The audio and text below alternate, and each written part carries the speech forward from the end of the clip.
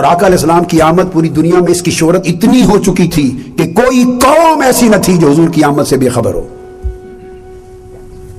نتیجتاً جو روایت اس وقت کوٹ کر رہا ہوں، امام ابو سعد النیشاپوری بہت بڑے امام ہیں حدیث کے، اور اکثر ائمہ حدیث، بلکہ جس کی بھی کتاب فضائل میں امام اسقلانی ہو، امام قسطلانی ہو، امام عینی ہوں، قاضی ایاز ہوں، امام نووی ہوں، جس کو بھی پڑھے، امام سیوطی ہوں، امام قرطبی ہوں، وہ امام ابو سعد النیشاپوری کو کوٹ کرتے ہیں بطور حجت۔ شرف المصطفیٰ اس کے اندر وہ روایت کرتے ہیں، اور بڑی جید سند کے ساتھ، جس کو محمد بن سہل بن ہلال البستی روایت کرتے ہیں، اس کو محمد بن ابو الحسن محمد بن نافع الخزائی روایت کرتے ہیں مکہ میں، اور انہوں نے روایت لیا ہے ابو محمد اسحاق بن احمد سے، انہوں نے روایت لی امام ابو الولید الازرقی سے، انہوں نے آگے سعید بن سالم سے، اپنے جد سے انہوں نے سعید بن سالم، انہوں نے عثمان بن ساج سے، انہوں نے محمد بن اسحاق۔ یہ تمام روات اسماء و رجال کی کتب میں اور طبقات المحدثین کی کتب میں یہ تمام روات اس حدیث کی سند کے ثقہ ہیں، میں نے اس لیے نام لیے، سب ثقہ ہیں اور حافظ ہیں اور صدوق ہیں، ثقہ ہیں، معتمد ہیں، ان کی روایت مقبول ہے، کثرت کے ساتھ ائمہ حدیث، ائمہ جرح و تعدیل نے ان کی تائید کی۔ وہ روایت کرتے ہیں کہ آقا علیہ الصلوۃ والسلام کی بعثت سے 1000 سال قبل، کب؟ یمن کی سرزمین کا جو بادشاہ تھا تبع الاول، تبع اس کا نام تھا، الاول اس لیے کہتے ہیں کہ بعض ائمہ نے بیان کرتے ہوئے کہا ہے، مختلف اقوال ہیں کہ یہ واقعہ تبع الاول کا ہے، امام ابو سعد نیشاپوری نے تبع الاول کا ذکر کیا، اور بعض نے کہا کہ تبع الاوسط تھا، اس کے بعد ایک اور تبع آیا درمیان میں، بعض نے کہا تبع الاصغر تیسرا آیا جو سب سے چھوٹا، اس کا واقعہ ہے آخری تبع۔ تبع ایک ٹرم ہے، یہ ان بادشاہوں میں سے، دنیا کے ان 5 بادشاہوں میں سے ایک ہے جنہوں نے پوری دنیا کی فتوحات کی۔ جیسے قیصر روم کی ٹرم ہے، کسریٰ ایران کی ٹرم ہے، سکندر اعظم کی ہے، اسی طرح تبع ایک ٹرم ہے۔ یہ ان 5 پوری دنیا پر کی فتوحات کرنے والے بادشاہوں میں سے ایک ہے۔ آقا علیہ السلام کے زمانے سے 1000 سال قبل یہ روانہ ہوا، اور یہ یمن کی لغت کا لفظ ہے تبع، قیصر روم اور کسریٰ ایران کے سملر اس کے ساتھ۔ جس ملک میں فتح کرتا، فتوحات کرتا، جس شہر کو فتح کرتا، وہاں سے 10 افراد نہایت اعلیٰ حکیم، صاحبان حکمت، صاحبان علم، صاحبان دانش، بڑے زعماء، حکماء، دانش مند، 10 چوٹی کے لوگوں کو چن لیتا اور اپنے لشکر میں بطور ایڈوائزر، جس ملک کو، جس شہر کو فتح کرتا، بطور ایڈوائزر شامل کر لیتا۔ لشکر فتوحات کرنے کے لیے لے کے نکلا، 1,33,000 گھوڑے تھے اس کے لشکر کے، اور 1,13,000 سپاہی تھے پیادہ، اور 10 حکماء، زعماء، دانش مند، اہل علم، چوٹی کے علماء اس شہر کے، اس ملک کے جمع کرتا، تو اس کے لشکر میں 4,000 کی تعداد بن گئی تھی، بڑے بڑے چوٹی کے علماء اور حکماء کی، 4,000 علماء۔ یہ مشاورت کے لیے جہاں ضرورت پڑے تو اس کے لشکر میں ساتھ چلتے تھے، چونکہ پوری دنیا کی فتوحات کر رہا تھا۔ چلتے چلتے اس نے مکہ پر حملہ کرنے کے لیے سرزمین مکہ کی سرحدوں پر پہنچا۔ اب مکہ پر حملہ کرنا چاہتا تھا، جس جگہ بھی وہ جاتا اس کی طاقت اور قوت کو دیکھ کر اس شہر کے لوگ، ملک کے لوگ بڑی تعظیم تکریم کرتے، خود سرنڈر کر دیتے۔ جب مکہ پہنچا تو اہل مکہ نے اس کی تعظیم نہیں کی، اس کی کوئی تکریم نہیں کی، توقیر نہیں کی، آؤ بھگت نہیں کی، عزت افزائی نہیں کی، سرنڈر نہیں کیا۔ اس نے اپنے لوگوں کو بلایا، حملہ کرنے سے پہلے اس نے کہا کہ یہ کون لوگ ہیں اس شہر کے باسی، کہ ان کو معلوم نہیں ہے کہ میری کتنی بڑی طاقت ہے اور کتنی قوت ہے اور میں کتنی جاؤ تمکنت اور کتنی قوت کے ساتھ آ رہا ہوں اور میں تو اینٹ سے اینٹ بجا دوں گا. یہ کون لوگ ہیں, انہوں نے کیوں ایسا کیا ہے؟ وہ سارے علماء حکماء کو اس نے جمع کیا. اس کے وزیر نے اس کو کہا, وزیر کا نام تھا اماریس, اس کا جو وزیر تھا بڑا وزیر اعظم سمجھ لیجیے.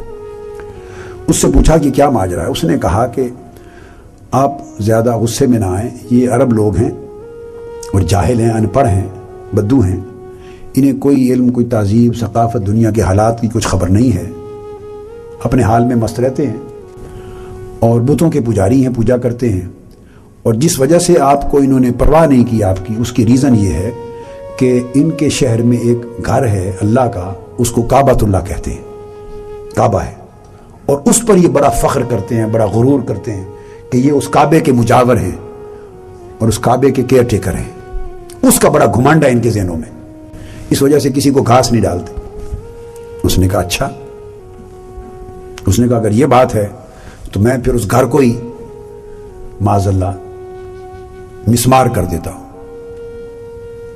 جب اس نے اعلان کیا کہ سارے لشکر میرا جمع ہو جائے اور پوری قوت کا منصوبہ بنا لیا کہ یکجا کر لیں تاکہ حملہ کر کے ہم اس گھر کو مسمار کریں, بس اس نے یہ ارادہ ہی کیا تو اس کے سر میں شدید درد شروع ہو گیا, شدت کا درد سر, ناقابل برداشت. اور ساتھ ہی اس کی آنکھوں سے, اس کے دونوں کانوں سے, اس کی ناک سے اور اس کے منہ سے بودار پانی پیپ کی مانند بہنے لگ گیا, پیپ کی مانند بودار پانی بہنے لگ گیا. اور اتنی بدبو تھی کہ کوئی شخص اب اس کے پاس مجلس میں بیٹھنے کے لیے تیار نہ تھا, وہ دور بھاگتے تھے. ناقابل برداشت بدبو تھی اس کی, اور درد بڑی شدید تھی, وہ بھی برداشت سے باہر تھی. سخت پریشان ہوا. جتنے حکماء تھے, اطباء تھے, ان کو بلایا, ڈاکٹرز کو, جو فزیشنز تھے, انہوں نے ساری ایفرٹ کی اور کسی سے اس کا علاج نہیں ہو سکا. ان ساروں نے کہا کہ ہماری سمجھ میں یہ آتا ہے کہ یہ کوئی امر سماوی ہے, امر ارضی نہیں ہے. یہ جو تکلیف اور مرض تمہیں لاحق ہوئی ہے یہ کوئی آسمانی معاملہ ہے, زمینی مرض نہیں ہے. زمینی مرض ہوتی تو ہم میں سے کسی نہ کسی سمجھ میں اس کا علاج آ جاتا. دنیا جہان کے ہر ممکن علاج کر لینے کے باوجود فرق نہیں پڑا. یہ آسمانی مرض ہے, اس کا علاج ہمارے پاس نہیں. یہ کیا کہ سب لوگ چلے گئے, وہ پریشان, رات کا اندھیرا چھا گیا. اس کے پاس وہ جو 4000 بڑے چوٹی کے علماء تھے, ان میں سے ایک جو رئیس العلماء تھے, 4000 علماء کے جو رئیس تھے, سب سے بڑے عالم اور سب سے بڑے متقی, سب سے بڑے پرہیزگار عالم تھے. جو ان میں احبار بھی تھے, جو کہ یہود بھی تھے, سارے لشکر آ رہے تھے اس زمانے, نصارہ, یہود, عیسائی, جو مذاہب جہاں جہاں تھے ان سب کے مذاہب کے پیروکار آ رہے تھے. تو سب سے بڑے عالم جو رئیس العلماء تھے 4000 علماء کے, وہ رات کو وزیر اماریس کے پاس گئے اور اس نے کہا کہ میں ایک راز کی بات بادشاہ سے کرنا چاہتا ہوں, طبا سے, مگر خلوت مجھے ملے, کوئی اور شخص موجود نہ ہو اور راز افشا نہ ہو. وزیر نے آ کے بادشاہ سے بات کی, اس نے مان لیا. اس نے کہا کہ دوسری بات, میں اس کے مرض کا علاج کر سکتا ہوں, مگر شرط یہ ہے کہ جو کہوں اس پر عمل کرے. جو تکلیف ہے اس سے نجات مل جائے گی. یہ دوسرا یہ وعدہ لے لے کہ میں جو کہوں اس پہ عمل کرے, میری بات کو تسلیم کرے. وزیر نے بادشاہ سے آ کے بات کی. وہ اتنی سخت کرائسس میں, تکلیف میں تھا کہ وہ دونوں باتیں مان گیا.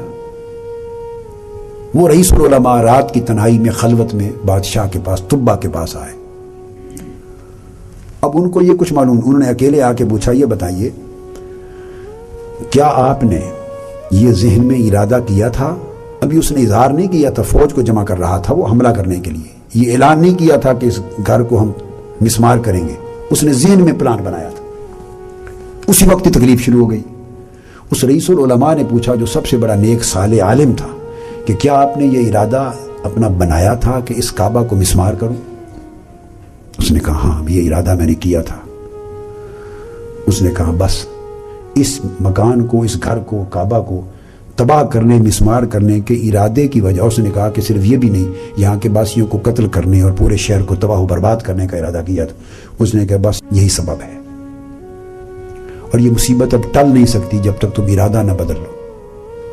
یہ ارادہ چھوڑ دو, توبہ کر لو, توبہ کر لو اس ارادے سے.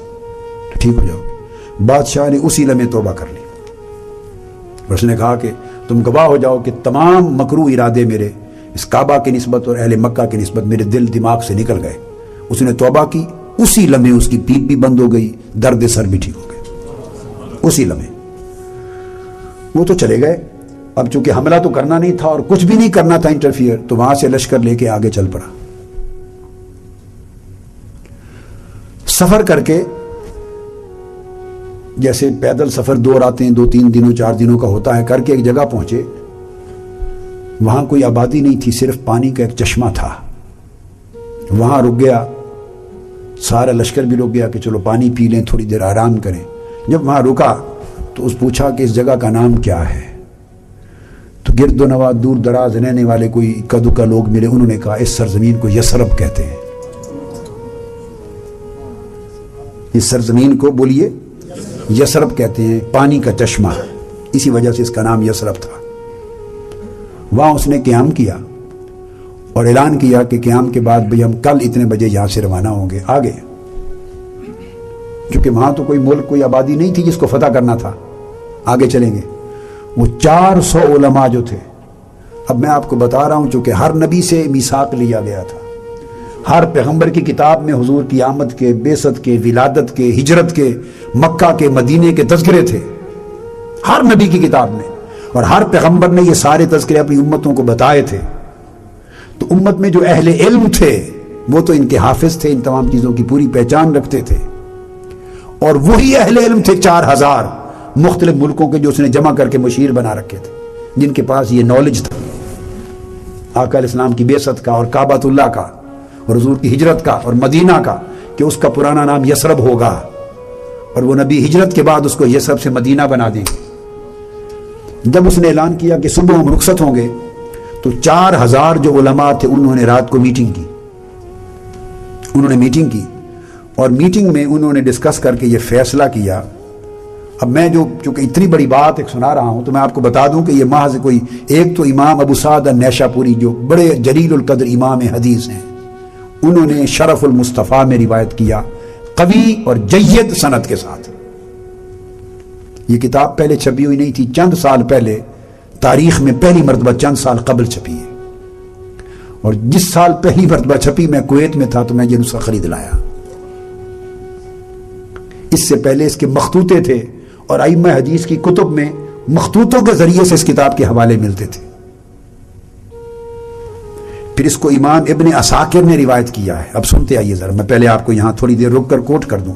امام ابن عساکر نے بھی اس کو روایت کیا، سب سے پہلے امام ابو سعد النیشاپوری نے روایت کیا، پھر امام ابو نعیم نے جو حدیث کے بڑے ثقہ امام ہیں دلائل نبوت میں اس کو روایت کیا، امام سیوطی نے الدر المنصور میں روایت کیا، امام ابن سعد نے اپنی طبقات میں روایت کیا، جو تاریخ میں اسلام میں سب سے پہلی لکھی گئی کتاب، تبع تابعین اور اس کے بعد کے زمانے میں امام ابن سعد نے طبقات میں روایت کیا۔ امام واقدی کی سند نے، امام واقدی نے اس کو روایت کیا۔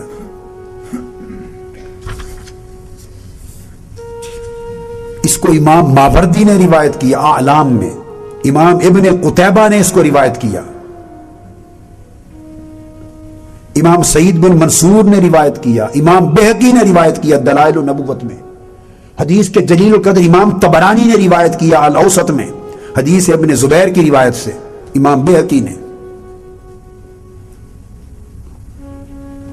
اور پھر ابن عساکر نے بہت سارے طرق کے ساتھ روایت کیا، امام ابن اسحاق نے روایت کیا اپنی سیرت میں، جو سب سے پہلی کتاب مستند کتاب سیرت النبی کی تاریخ اسلام میں لکھی گئی، امام ابن اسحاق نے روایت کیا، امام ابن جریر نے اس کو روایت کیا، امام ابن جریر طبری نے، امام ابو الولید نے تاریخ مکہ میں روایت کیا۔ اتنے ائمہ نے اپنے اپنے طرق اور اسانید صحیحہ معتمدہ کے ساتھ اپنے اپنے طریق سے اس حدیث کو الگ الگ روایت کیا ہے۔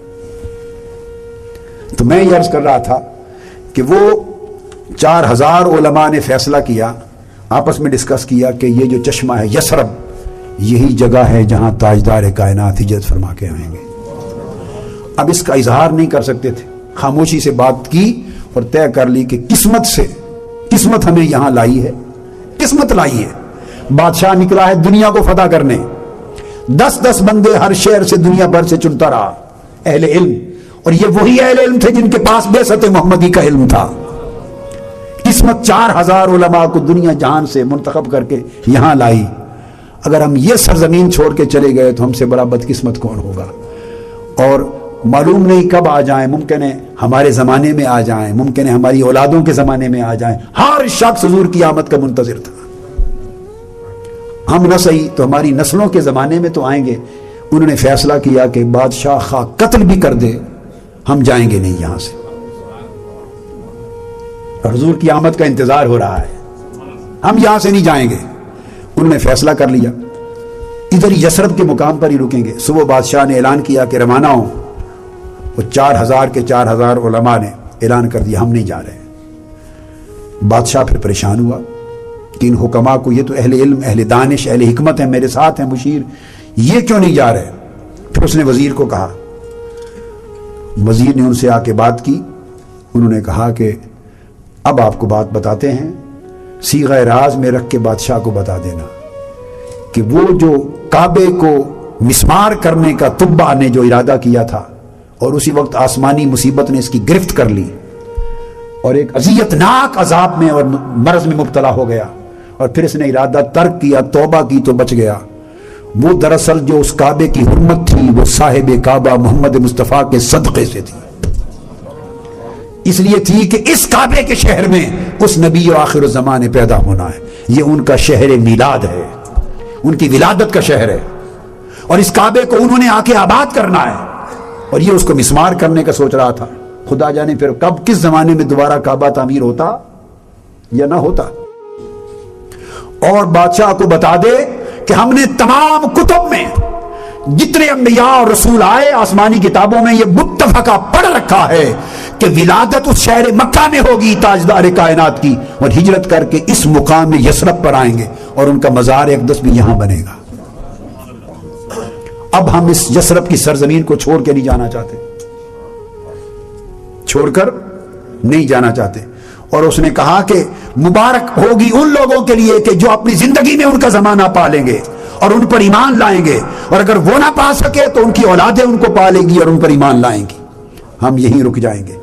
جب یہ بات وزیر نے سن کر بادشاہ کو بتائی تو بادشاہ نے کہا اگر یہ بات ہے، حقیقت ہے، تو اعلان کر دو کہ 1 سال تک میں ان کی آمد کے لیے خود انتظار میں یہیں رہوں گا۔ اب اس نے 1 سال وہاں قیام کیا، اور چونکہ 4000 علماء نے فیصلہ کر لیا تھا کہ ہم تو موو کریں گے ہی نہیں، مریں گے بھی یہیں، اس نے 4000 کے 4000 علماء کو ایک ایک گھر بنا کے دیا۔ 4000 گھر بنائے، ہر ایک کو وہاں ایک ایک گھر دیا، اور جو باندیاں لونڈیاں جہاں جہاں وہ فتوحات کرتا تھا، اور جو بچیاں خواتین جو بطور باندی لونڈی، پرانے زمانے میں ایک انٹرنیشنل لا تھا، یہ اسلام نے نہیں انٹروڈیوس کیا، یہ بات بائی دی وے بتا دوں، یہ حضور علیہ السلام کی آمد سے پہلے پوری اقوام عالم کے اندر باندیوں لونڈیوں کا اور ان کی مارکیٹنگ اور ان کا بیچنا، ان کا خریدنا اور لونڈی رکھنا، یہ پوری دنیا کی اقوام کا رواج تھا، غیر اسلامی۔ اسلام نے تو آ کے اس کو ختم کیا ہے گریجول پروسیس میں۔ تو وہ جو لونڈیاں ساتھ تھی اس کے لشکر میں، ان سب کو 4000 لونڈیوں کو آزاد کیا، اور آزاد کر کے اپنی موجودگی میں ایک ایک عالم کے ساتھ شادی کرائی اور ایک ایک گھر میں ٹھہرایا۔ اس طرح میاں بیوی جوڑے بن کے 4000 جوڑے بنے اور 4000 گھر بنے۔ یہ ابتدا ہوئی شہر مدینہ کی، طبا کے ہاتھوں۔ شہر مدینہ کی ابتدا ہوئی طبا کے ہاتھوں، اور پوری دنیا کے 4000 علماء اور حکماء جو صالح نیک برگزیدہ آقا علیہ السلام کی بعثت کی خبر رکھنے والے، ان کی شادیاں ہوئیں اور 4000 گھروں میں رہائش پذیر ہوئے۔ 1 سال وہ یہاں رہا کہ شاید آ جائیں۔ اب اس کو تو 1000 سال ابھی پڑا تھا، وہ 1000 سال پہلے کا واقعہ۔ بعض ائمہ حدیث و تاریخ نے 700 سال پہلے ذکر کیا ہے کہ یہ واقعہ۔ سال کے بعد جب وہ روانہ ہونے لگا تو اس وقت پھر وہ مکہ معظمہ جا کے جب کعبے کی حضور کی آمد کا انتظار کیا تو اس نے پھر کعبے کا طواف کیا اور کعبے پر 7 غلاف چڑھائے۔ تو تبا وہ پہلا شخص ہے جس نے کعبۃ اللہ پہ غلاف چڑھایا اور غلاف کعبہ کی ابتدا ہوئی آقا علیہ السلام کی تکریم میں، اور حضور کے گھر مکہ کی اور اس کعبۃ اللہ کی تکریم میں اس نے طواف کر کے غلاف چڑھائے۔ پھر بات وہیں یثرب پہ آتی، تو جب سال کے بعد یثرب سے روانہ ہونے لگا، گھر بنا کے دے دیے، تو اس وقت وہ جو رئیس العلماء تھا اس کو اس نے بلایا، رئیس العلماء، وہ جس نے اس کو ساری رہنمائی کی تھی اور جو اسے یثرب تک لایا تھا، اس کو بلا کے کہا کہ تم گواہ ہو جاؤ، میں معلوم نہیں کتنا زمانہ پڑا ہے محمد مصطفیٰ صلی اللہ علیہ وسلم کی آمد اور بعثت کو، گواہ ہو جاؤ کہ میں ان پر ایمان لے آیا اور ان کی آمد سے پہلے، آمد سے بھی پہلے میں ان کا پہلا امتی بنتا ہوں۔ اور اس نے کہا کہ میں ایک خط لکھ کے تمہیں دیتا ہوں، اگر تمہاری زندگی میں آقا آ جائیں تو ان کو میرا خط دے دینا، اور اگر تمہاری زندگی میں نہ آئیں تو پھر نسلاً بعد نسل اپنی اولاد کو دیتے جانا وراثت میں، اور وصیت کرتے جانا کہ جس نسل میں جس زمانے میں آقا تشریف لائیں میرا خط انہیں دے دیا جائے۔ تو وہ جو اس 4000 علماء کے سردار تھے، جو اس کے رہنما تھے، فی الحقیقت اس کے مرشد بن گئے تھے، اس کو خط لکھ کے دیا، اور خط میں اس نے لکھا، جو خط لکھا وہ لکھا اما بعد یا محمد صلی اللہ علیہ، اے محمد صلی اللہ علیہ وآلہ وسلم، انی آمنت بک وبکتابک الذی انزل اللہ علیک، میں آپ پر ایمان لایا اور آپ کی کتاب پر جو آپ پر نازل ہوگی اس پر ایمان لایا، وانا علی دینک و سنتک، اور میں اعلان کرتا ہوں کہ آپ کے دین میں آ گیا ہوں اور آپ کی سنت پر جو آپ کا طریقہ ہوگا اس پر قائم ہوں، وآمنت بربک ورب کل شیء، آپ کے رب اور ہر شے کے رب پر ایمان لے آیا۔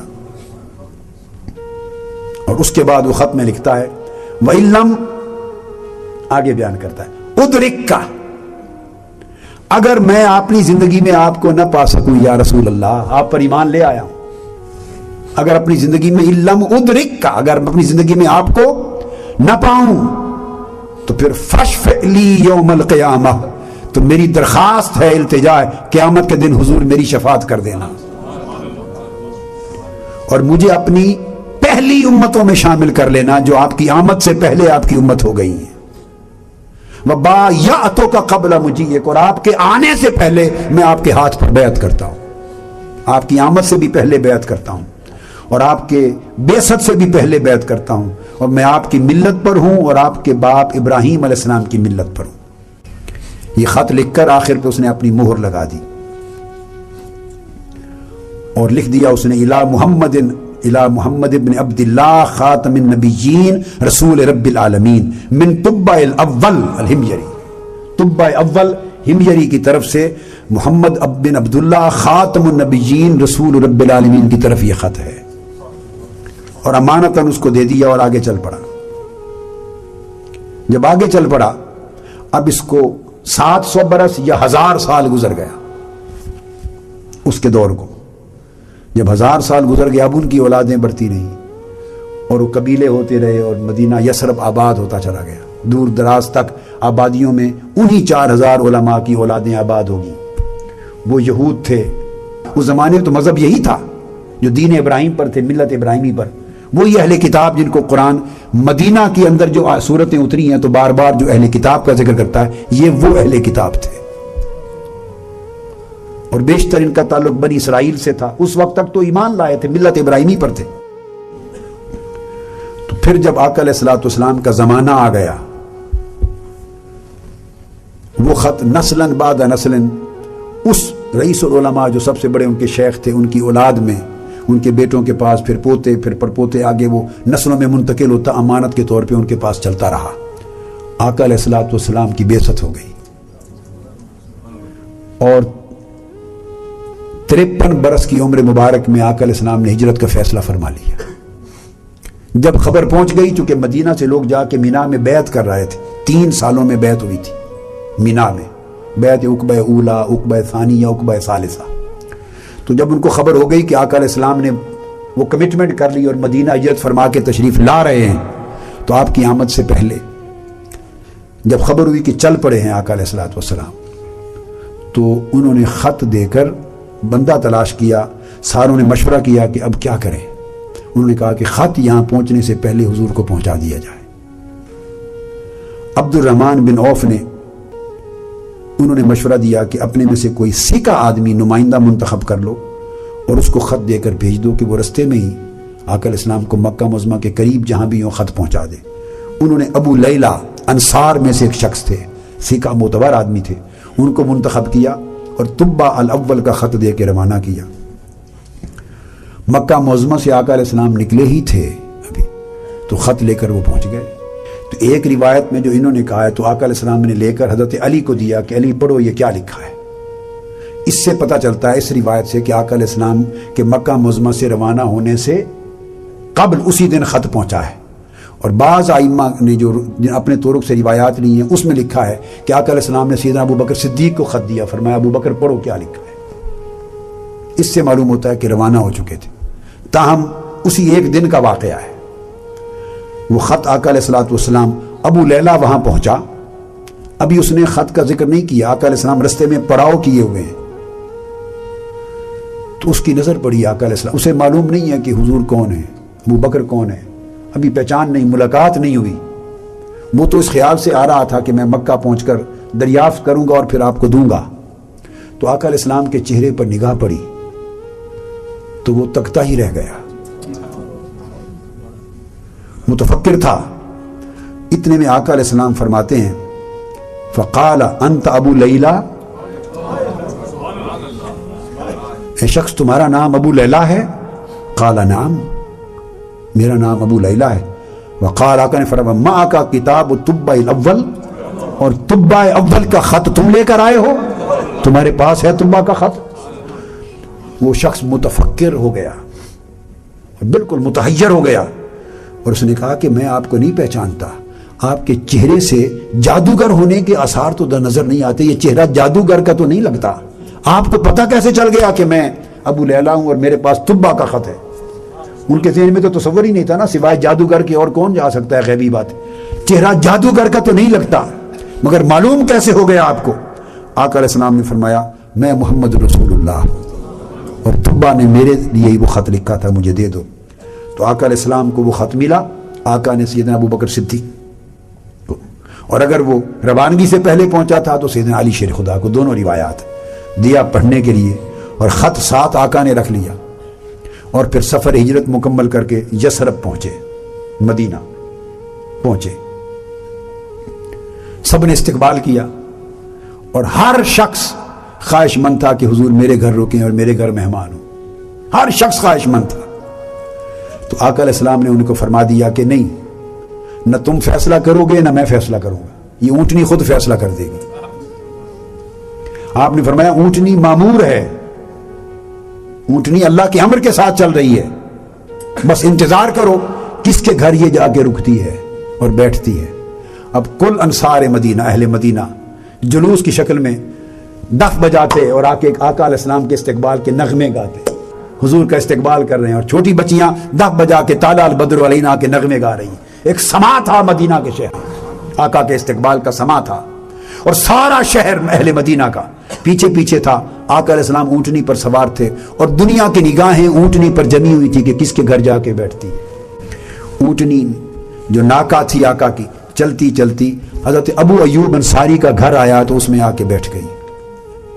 جب ابو ایوب انصاری کا گھر آیا تو اس کے گھر آ کے بیٹھ گئی، تو آقا علیہ السلام نے اس کا جو شجرہ نسب پوچھا تو ابو ایوب انصاری اس رئیس العلماء کی اولاد میں سے تھے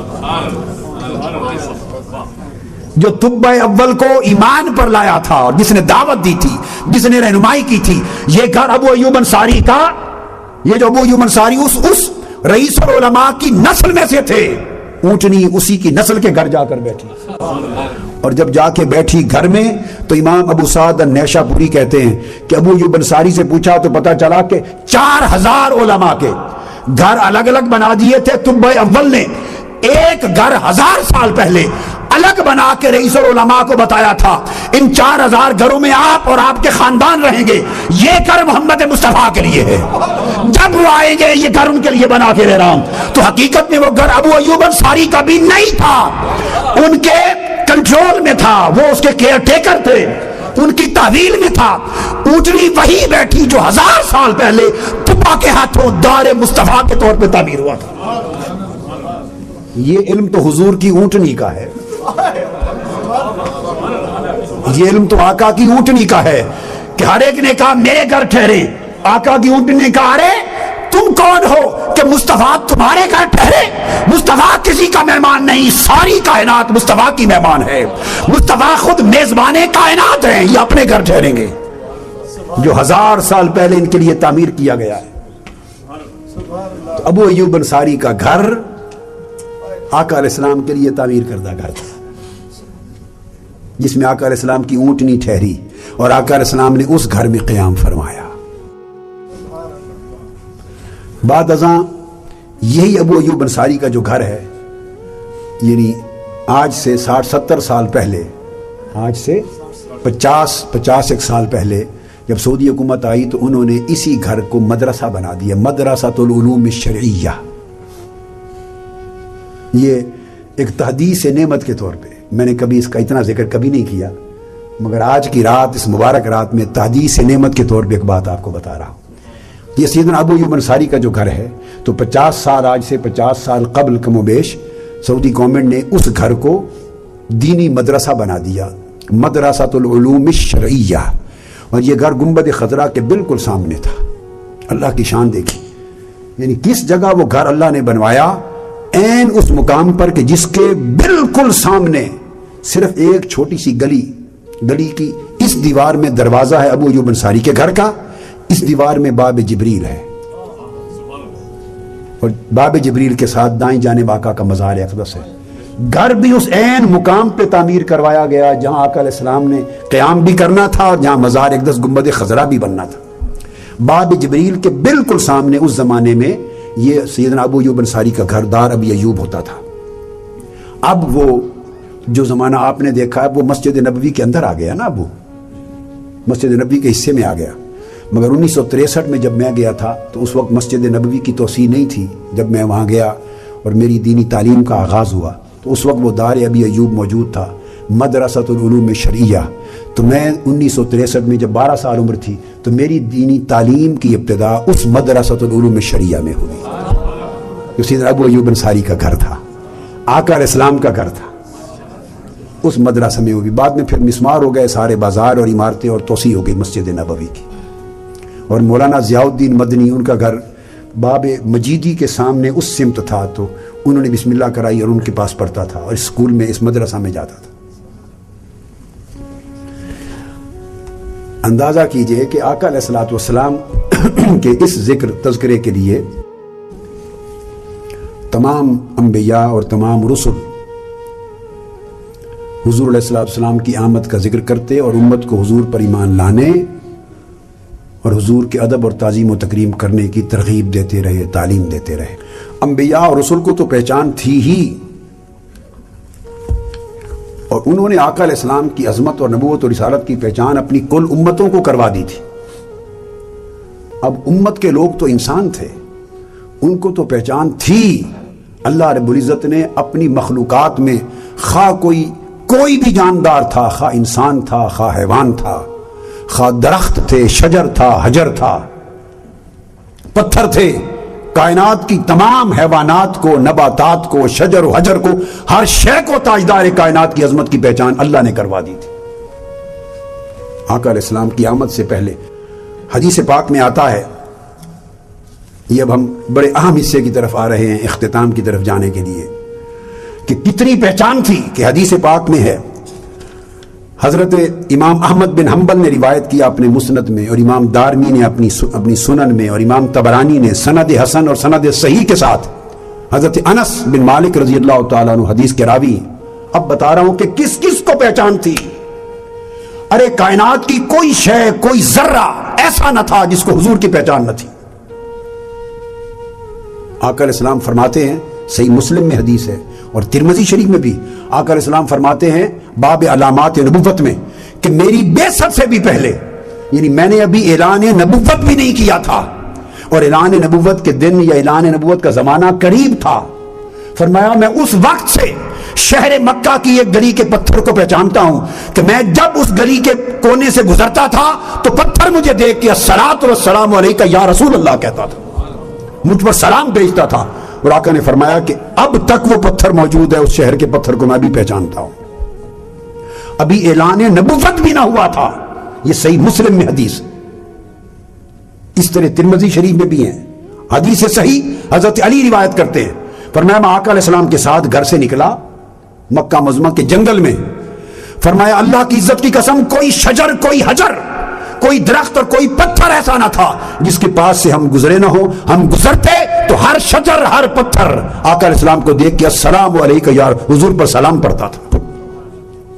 ارے انسان تو انسان تھے، امتیں تو امتیں تھیں، شجر و حجر اور جمادات و نباتات و حیوانات، کائنات اور مخلوقات کی ہر شے حضور کو پہچانتی تھی، حضور کی معرفت رکھتی تھی۔ بدقسمت ہیں وہ لوگ جو امت میں ہو کر حضور کی عظمت کی معرفت سے محروم ہوں۔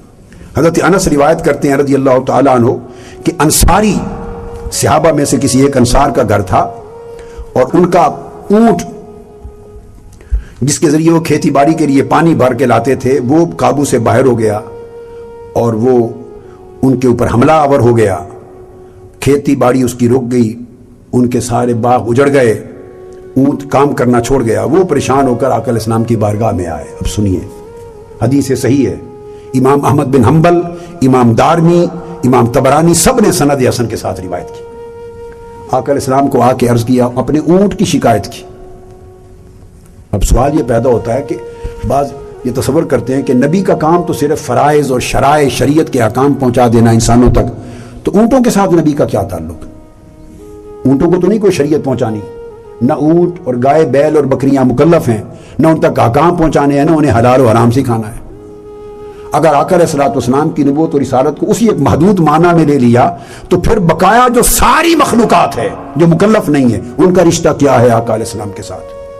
انہیں جو معرفت کرائی گئی وہ کس لیے کرائی گئی؟ آ کے شکایت کی، کہتے ہیں آقا علیہ السلام کی خدمت میں آئے، آقا علیہ السلام نے فرمایا چلو۔ اس اونٹ کے پاس سارے اونٹ کھڑے ہوئے، اس انصاری کے گھر تشریف لے گئے، اس کے احاطے میں پہنچے، اونٹ ایک کونے میں تھا، باندھا ہوا تھا انہوں نے۔ آقا علیہ السلام اس کی طرف چل پڑے۔ اب جب چل پڑے تو انہوں نے کہا کہ انصار یا رسول اللہ خدا کے لیے اس اونٹ کے قریب نہ جائیں، باولے کتے کی طرح کاٹتا ہے، ہمیں خوف ہے آپ پر حملہ آور ہو جائے گا۔ آقا علیہ السلام نے فرمایا نہیں، مجھ پر حملہ نہیں کرتا۔ اب حدیث کے لفظ ہیں فلما ناظر الجمل الى رسول اللہ صلی اللہ علیہ وسلم اقبل نحوہ حتی خر ساجدا بین یدیہ۔ آقا علیہ السلام جب قریب گئے وہ تمام انصار کانپ رہے تھے کہ حضور پہ حملہ کر دے گا۔ جو ہی آقا قریب گئے اونٹ تیزی سے اٹھا اور تاجدار کائنات کے قدموں کے سامنے سجدہ ریز ہو گیا، اونٹ سجدہ کرنے لگ گیا۔ آقا علیہ السلام نے جو اس نے سجدہ کیا تو آقا علیہ السلام نے آگے بڑھ کر پیشانی سے اس کو پکڑا اور پیشانی کے بالوں کو مروڑ کے دوبارہ کام پہ لگا دیا، اونٹ دوبارہ کام پہ لگ گیا۔ اب جو حدیث آگے لفظ آتے ہیں، صحابہ کرام نے جب یہ منظر دیکھا کہ اونٹ نے حضور کو سجدہ کیا، میں نے آپ کو تمام ائمہ سے مروی یہ حدیث سند صحیح سند حسن کے ساتھ کوٹ کی، سن کر جب یہ عمل دیکھا فقال له اصحابہ، تو صحابہ کرام بول اٹھے یا رسول اللہ هذه بہیمۃ لا تعقل تسجد لک ونحن نعقل فنحن حق ان نسجد لک۔ یا رسول اللہ یہ جانور ہے، اسے تو عقل ہی کوئی نہیں، یہ بے عقل بے شعور جانور ہو کر حضور آپ کو سجدہ کر رہا ہے، ہم تو عقل اور دانش رکھنے والے انسان ہیں، اجازت دیں آج سے ہم بھی سجدہ کیا کریں۔ وفی روایت، دوسری روایت میں قالوا یا رسول اللہ نحن حق بالسجود لک من البہائم، آقا ہمارا حق آپ کو سجدہ کرنے کا جانوروں سے زیادہ ہے، ہمیں اجازت دیں۔ آقا نے فرمایا نہیں، انسان انسان کو سجدہ نہیں کر سکتا، منع کر دیا گیا۔ صحابہ کرام کے دل ایسا منظر دیکھ کے ان کی محبت کا عالم یہ تھا کہ مچل اٹھتے۔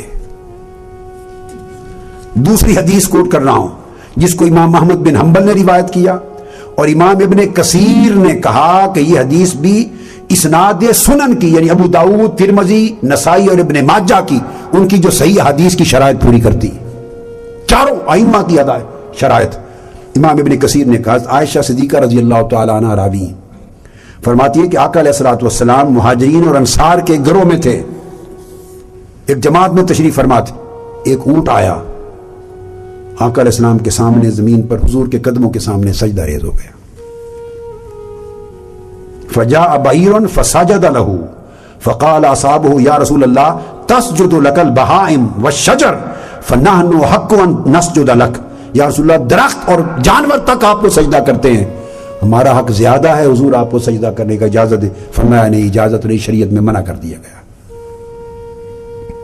صرف حدیثیں مختلف کوٹ کر رہا ہوں، کتنے واقعات ہوئے اور کتنے مواقع پر حضور کی عظمت کی معرفت جب بہائم نے دیکھی، شجر نے، حجر نے، تو صحابہ نے سوال کیا. اندازہ کریں کہ ادراک کیا تھا حضور کی عظمت. مختلف عبداللہ ابن عباس رضی اللہ تعالیٰ عنہ روایت کرتے ہیں، امام طبرانی نے اس کو روایت کیا ہے. فرمایا کہ دو اونٹ تھے اور وہ کاٹتے تھے، ایک باغ میں ان کو بند کر دیا تھا، سرکش ہو گئے تھے. آقا علیہ السلام گھر والوں کے کہنے پر تشریف لے گئے، وہ روکتے رہے. آقا نے فرمایا مت گھبراؤ. ایک اونٹ دوڑ کے آیا، آقا کی بارگاہ میں سجدہ ریز ہو گیا. آقا نے اس کو پکڑ کے ایک طرف کر دیا. دوسرا اونٹ دوڑ کے آیا، وہ نیچے سجدہ ریز ہو گیا. جب صحابہ کرام نے منظر دیکھا، قالوا یا رسول اللہ ھذین فحلین لا یعقلان سجدا لک افلا نسجد لک. آقا یہ اونٹ ہیں جن کو عقل و شعور ہی نہیں، انہوں نے سجدہ کیا ہے، حضور اجازت دے کہ ہم آپ کو سجدہ نہ کیا کریں. آقا نے فرمایا نہیں. اسی طرح ایک بکری کے لیے انس بن مالک سے مروی، امام ابو نعیم روایت کرتے ہیں، ایک بکری آئی آقا علیہ السلام کی بارگاہ میں، فسجدت لہ، حضور کے سامنے سجدہ کیا بکری نے. حضور معہ ابو بکر و عمر و رجال من الانصار، انصاری صحابہ اور ابو بکر حضرت عمر ساتھ تھے. انہوں نے دیکھا تو سیدنا صدیق اکبر اور سیدنا فاروق اعظم، ان دونوں نے عرض کیا یا رسول اللہ ہمیں اجازت دیں ہم سجدہ کیا کریں. ابو بکر صدیق اور فاروق اعظم نے. آقا نے فرمایا نہیں، میری شریعت میں منع کر دیا گیا ہے. یہ محبت تھی جانوروں کی. پھر محبت کا یہی عالم تھا درختوں کا. اور کیا محبت تھی اس درخت کی جو کھجور کا خشک تنا تھا، جو حدیث متعدد مقامات پر امام بخاری نے حدیث سے صحیح کو روایت کیا ہے، کئی مقامات پر، جس کو امام مسلم نے روایت کیا ہے، امام ترمذی نے روایت کیا ہے، جس کو امام ابن ماجہ نے روایت کیا ہے، جس کو امام ابو یعلا نے روایت کیا ہے، امام ابن حبان نے روایت کیا ہے، امام طبرانی نے روایت کیا ہے، امام دارمی نے روایت کیا ہے. لا تعداد ائمہ نے، بخاری اور مسلم اور ترمذی، ابو داؤد، سیاستہ کے علاوہ، متفق علیہ حدیث. کیا معرفت ہے. وہ تو جانور تھے. جانور کو تو پھر بھی کہیں کہ چلو اس کو کامل شعور نہیں ہے تو جانور ہے، بہر صورت اس کی کچھ سوجھ بوجھ اپنے حساب سے تو ہے. مگر آقا علیہ السلام، صحیح بخاری اور مسلم میں حدیث ہے، بخاری شریف میں آتا ہے، آقا علیہ الصلوۃ والسلام ایک کھجور کا خشک تنا تھا، اس کے ساتھ ٹیک لگا کر حضرت عبداللہ بن عمر روایت کرتے ہیں خطبہ جمعہ ارشاد فرماتے تھے. کھجور کا خشک تنا. تعداد بڑھ گئی صحابہ کرام کی تو ممبر کی ضرورت پڑی. فلما اتخذ المنبر تحول الیہ فحن الجذع. امام بخاری روایت کرتے ہیں آقا علیہ السلام جب ممبر پہ تشریف لے گئے تو حضور کے ہجر و فراق میں وہ جو لکڑی کا ستون تھا، کھجور کا خشک ستون، وہ زور سے چیخ و پکار کر کے گریہ وزاری کرنے لگ گئے. کھجور کا خشک تنا گریہ وزاری کرنے لگ گیا، اور وہ اتنے زور سے چیخا اور رویا، لگتا تھا کہ اونٹنی کا گم شدہ بچہ ہے جو دھاڑے مار کے ماں کے لیے رو رہا ہے. اتنا زار و قطار وہ رویا کہ مسجد میں جو صحابہ تھے اس کی گریہ وزاری اور آہ و بکا سن کر اگر وہ اور روتا رہتا تو قریب تھا کہ ہمارے جگر پھٹ جاتے، صحابہ کے جگر پھٹ جاتے، اتنا رویا. اور انس بن مالک رضی اللہ تعالیٰ عنہ اس کو روایت کرتے ہیں کہ حضرت جابر بن عبداللہ روایت کرتے ہیں کہ پھر آقا علیہ السلام جب تک وہ روتا رہا اس نے چپ نہیں کیا، حتیٰ کہ آقا علیہ السلام ممبر سے اترے، نیچے اترے، اس کے پاس گئے، اپنے دست مبارک سے اس کو مس کیا، پھیرا، پھر اس کو بچوں کی طرح اپنے سینے سے لگایا، لگا کے بیچا، معانقہ کیا، تو تب جس طرح بچے سسکیاں لے لے کے چپ کرتے ہیں وہ چپ کر گیا. فلما اتخذ المنبر ذهب الى المنبر فحن الجذع فاتاه فاحتضنه فسكن فقال. پھر آقا علیہ السلام نے سینے سے لگا کے جب وہ سسکیاں لے لے کے چپ کروا دیا، فرمایا فقال لو لم احتزنہ لحن الی یوم القیامہ، خدا کی قسم اگر میں سینے سے لگا کے اس کو چپ نہ کراتا تو قیامت کے دن تک اسی طرح بکا کرتا رہتا، چیختا رہتا۔ جابر بن عبداللہ فرماتے ہیں حتی سمعہ اہل المسجد، پوری مسجد میں اس کے رونے کی آواز پہنچ گئی، اور اگر آقا اسے سینے سے نہ لگاتے تو وہ قیامت تک روتا رہتا۔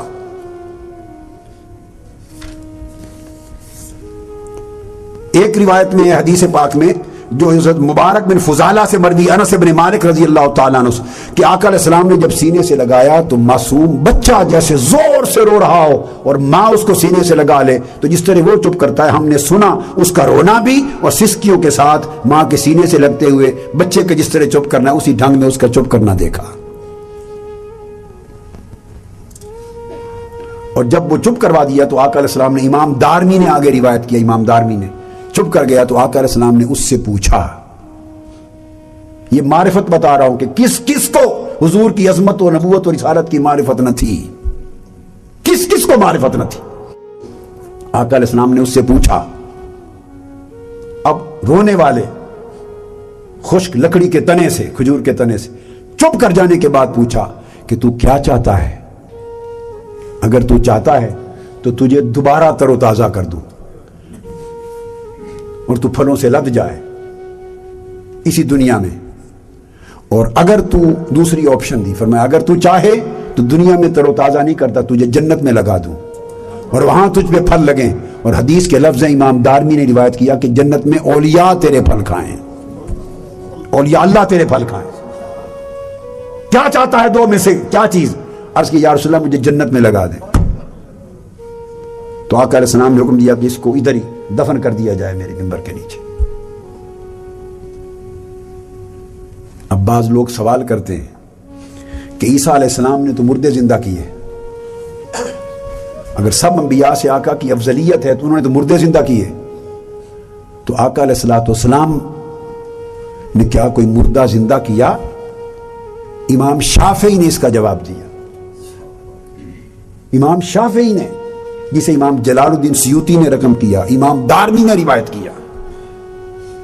امام شافعی نے فرمایا کہ عیسیٰ علیہ السلام نے تو انسان جو مردہ ہو گئے ان کو زندہ کیا، تو آقا علیہ السلام نے تو خشک لکڑی کے تنوں کو زندگی عطا کر دی۔ اور اب میں اس کی تفصیل تھوڑی کرتا ہوں، مردے کو زندہ کرنا اور تنے کو رلانا اور اس کو سینے سے لگا کے چپ کرانا اور اس سے کلام کرنا، کیا فرق ہے؟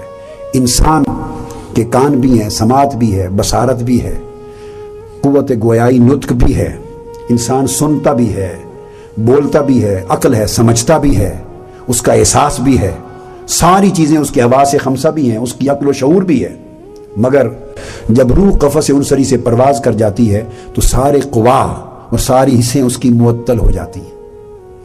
روح جو ان کو فنکشنل کرتی ہے، سننا، دیکھنا، بولنا، سمجھنا، ان تمام صلاحیتوں کو فنکشنل کرتی ہے، روح کے نکل جانے سے یہ تمام چیزیں معطل ہو جاتی ہیں۔ نتیجتاً جب عیسیٰ علیہ السلام نے مردے زندہ کیے تو ان کا مردہ زندہ کرنا احیاء موتا فقط اتنا تھا کہ نکلی ہوئی روح کو قم باذن اللہ کے ذریعے اس جسم میں دوبارہ لوٹا دیا۔ اس انسان میں قوت گویائی پہلے تھی، عقل و فہم اور شعور بھی تھا، نطق بھی تھی، سماعت بھی تھی، بصارت بھی تھی، احساس بھی تھا، اور اس کے اندر تمام جذبات بھی تھے، سب کچھ تھا۔ روح نکل گئی تھی، ہر چیز کا فنکشن ختم ہو گیا تھا، فقط روح پلٹا دی، ہر چیز پھر چلنے لگ گئی، مردہ بولنے لگ گیا۔ مگر تاجدار کائنات نے جن مردوں کو زندہ کیا، الگ مردے بھی زندہ کیے، وہ الگ ہے، مگر اس کی بات کر رہا ہوں۔ یہ جو اس نے حنانہ کا مردہ زندہ کیا، ارے یہ تو انسان ہی نہ تھا، اس کی تو آنکھیں ہی نہ تھی، اس کے کان ہی نہ تھے، اس کی عقل ہی نہ تھی، اس کی زبان اور منہ نہ تھا، نہ اس کی قوت گویائی تھی، نہ اس میں اولاً شعور تھا، نہ سماعت تھی، نہ بصارت تھی، نہ اس میں احساس تھا، نہ اس کے جذبات تھے۔ ارے یہ تو ایک خشک تنا تھا جس میں کچھ بھی نہ تھا۔ عیسیٰ علیہ السلام نے فقط انسان کے مردہ جسم میں روح لوٹائی، باقی سب کچھ پہلے سے موجود تھا۔ اور تاجدار کائنات نے جب اپنا جسم اس سے مس کیا، آنکھ نہ تھی، مصطفیٰ نے آنکھیں بھی دے دیں۔ اس کو کیسے پتا چلا کہ حضور آج مجھ پہ نہیں ممبر پہ ٹیک لگا کے کھڑے ہیں؟ اس نے دیکھ بھی لیا، اس نے حضور کا خطبہ بھی سن لیا، اور پھر وہ رو بھی پڑا، اس میں احساس بھی آ گیا، اس میں ہجر اور فراق اور جدائی کا غم بھی آ گیا، اس میں درد و سوز بھی آ گیا، اس میں عشق بھی آ گیا، سارے احساسات بھی دیے، اس کو حیات بھی دی، زندگی بھی دی، شعور بھی دیا، سماعت بھی دی، بصارت بھی دی، نطق بھی دیا، سارے احساسات دے کر پھر جب اترے تو سسکیاں بھی سکھائیں، اور پھر اس سے پوچھا کہ کہاں دفن کر دوں، تو کلام کرنا بھی سکھایا۔ عیسیٰ علیہ السلام کا معجزہ فقط رد روح ہے، روح کا لوٹانا ہے، باقی سب کچھ پہلے سے موجود تھے جسم انسانی میں، اور تاجدار کائنات نے روح لوٹائی نہیں، روح ڈالی ہے، روح ڈالی ہے، اور سارے حواس بھی دیے ہیں، عقل بھی دی ہے، شعور بھی دیا ہے، جذبات بھی دیے ہیں۔ آقا علیہ السلام کا احیاء موتا کا تصور کائنات میں سب انبیاء سے بلند ہے۔